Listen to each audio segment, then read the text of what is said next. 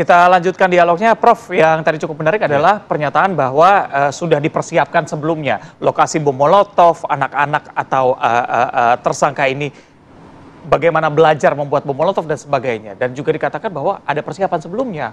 Gimana nih, Prof? Ya, pertama tentunya saya apresiasi lah apa yang dilakukan Polda Metro Jaya yang telah memberikan pemilahan yang jelas bahwa yang ditindak adalah yang melakukan perusakan dan lain sebagainya.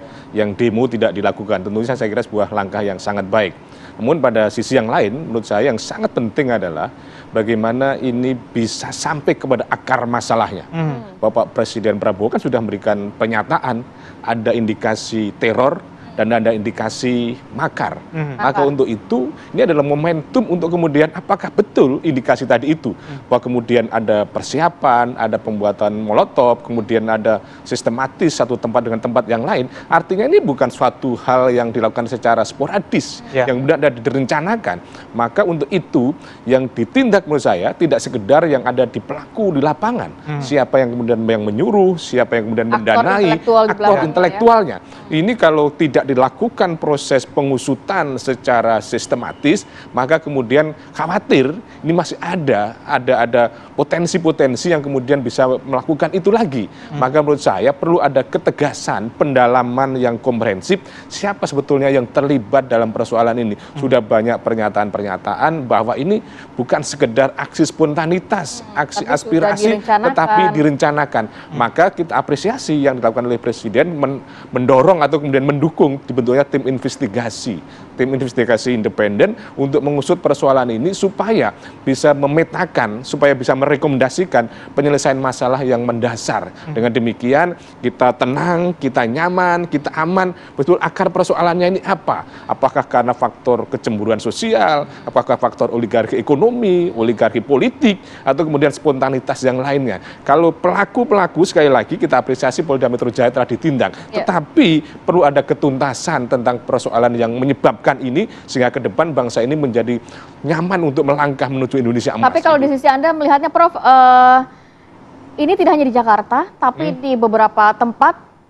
Anda melihatnya mungkin ini memang yang terstruktur dalam arti di semua wilayah, atau justru mungkin hanya di Jakarta saja yang ada susupannya di situ. Ya, melihat pola-pola yang kemudian hampir sama ya. Bagaimana kemudian menyerang fasilitas umum, kemudian akhirnya membakar dan lain sebagainya. Dan beberapa kota-kota besar, dan yang juga menarik adalah adanya orang-orang yang kemudian anak-anak itu sebetulnya bukan di daerah tersebut, kiriman dari daerah-daerah yang lain kan gitu. Misalnya di Solo ternyata di daerah sekitar Solo. Bahkan ada dari Jawa Barat juga ke Jakarta ya? Ya, saya kira itu kan menjadi satu fenomena yang perlu diteliti. Kenapa ini? Berarti ada yang menggerakkan, berarti ada yang membiayai. Nah itu yang harus kemudian dilakukan pendalaman. Kan yang cukup menarik, mantan Kepala BIN Hendro Priyono sempat menyebutkan bahwa ada keterkaitan dengan asing begitu.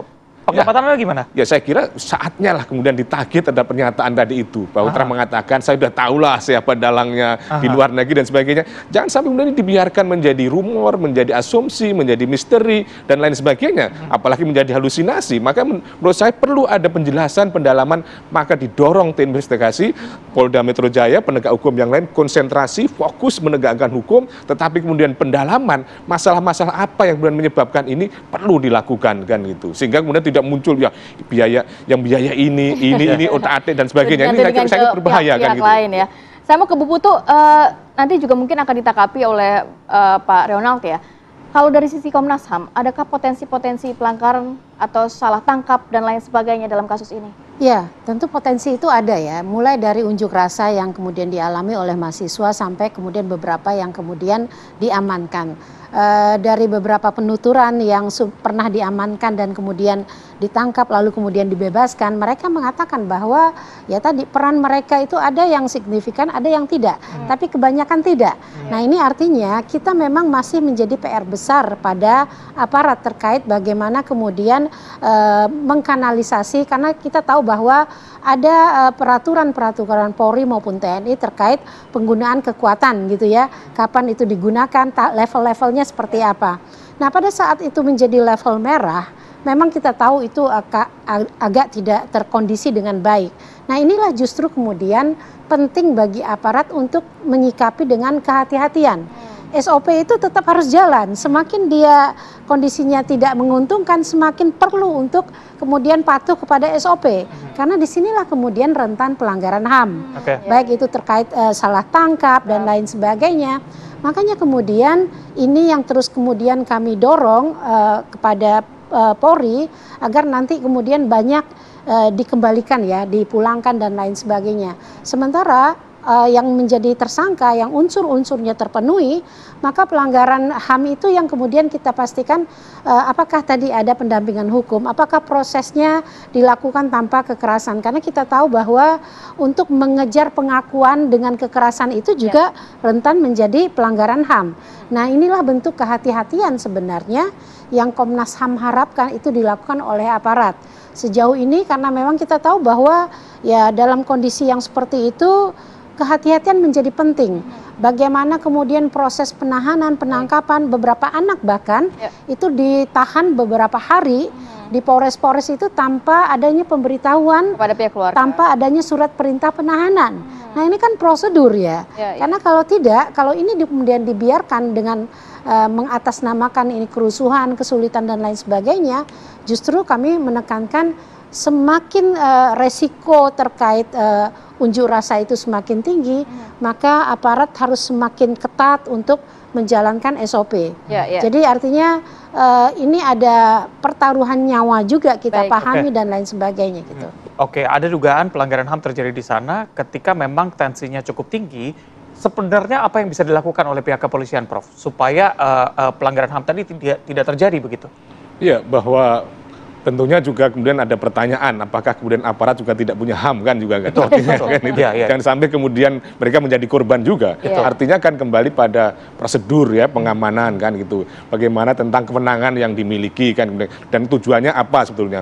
Selama memang tujuannya untuk meredakan dan kemudian pada prosedur yang memang sudah diatur dan kewenangannya dilakukan secara proporsional, maka saya kira bisa dibenarkan secara hukum. Tetapi kemudian menghadapi tindakan-tindakan yang misalnya hanya penyampaian aspirasi dengan respon yang kemudian berlebihan, saya kira juga berpotensi melanggar HAM. Tetapi kalau memang ini sudah anarkis ya, sudah membahayakan yang lain, maka tentunya perlu tindakan-tindakan misalnya pelemahan dan sebagainya. Jadi ini bagaimana intinya bahwa polisi yang hadir di lapangan sebagai alat negara hadir untuk melindungi, tetapi juga tentunya tidak boleh membahayakan siapapun kan itu. Oke, SOP-nya mungkin misalnya menggunakan gas air mata, tapi salah kalau satunya dicek lagi apakah kadaluarsanya sudah lewat atau tidak. Karena dampaknya kan juga bisa berasa beda gitu, walaupun melaksanakan SOP, tapi kan dampaknya bisa berbeda kepada mahasiswa. Ya betul, bahwa tidak sekedar aspek formalnya saja, tapi isinya juga diperhatikan. Artinya ini perlu kehati-hatian dalam melakukan penanganan, tidak saja kemudian atas nama pengamanan, melakukan dengan secara sewenang-wenang, tidak boleh dilakukan itu. Perlu kehati-hatian dalam penanganan.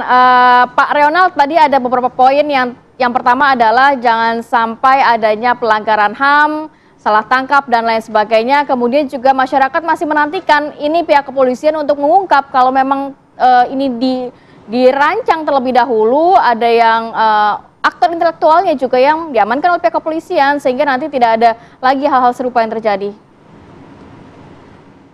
Ya, terima kasih untuk para pengawas eksternal. Bapak Kapolda Metro Jaya selalu membuka diri, kami Polda Metro Jaya membuka diri, tolong awasi kami dalam melakukan penyelidikan dan penyidikan tindak pidana dalam hal yang berhubungan dengan kerusuhan di akhir bulan Agustus ini. Baik dari Komnas HAM, Kompolnas, kemarin juga datang dari Bapak Menteri Hukum dan HAM, kita selalu membuka.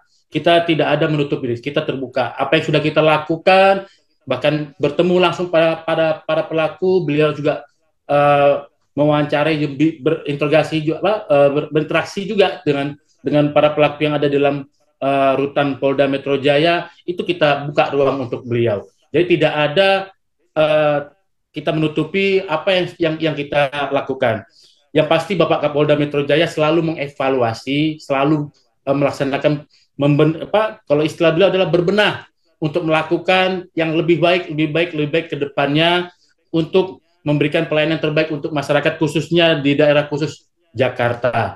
Jadi dalam hal ini juga kami tekankan mohon waktu karena penyidik sedang bekerja, mohon doanya, mohon dukungannya, mudah-mudahan segera tidak ada kendala, segera kita pastikan siapa mastermind di belakang dari otak pelaku dari kejadian yang terjadi di akhir bulan Agustus kemarin. Demikian, Mbak. Kita tunggu siapa mastermind-nya yang akan mengungkap supaya hal-hal begini tidak kembali terulang. Dan lagi-lagi kami tekankan bahwa aksi unjuk rasa itu boleh dilakukan, Betul. tapi anarkistis yang tidak boleh. Dan itu berlaku untuk semua ya. Terima kasih para narasumber yang sudah hadir di studio dan juga Pak Reonald yang sudah hadir melalui Zoom. Terima kasih, selamat pagi.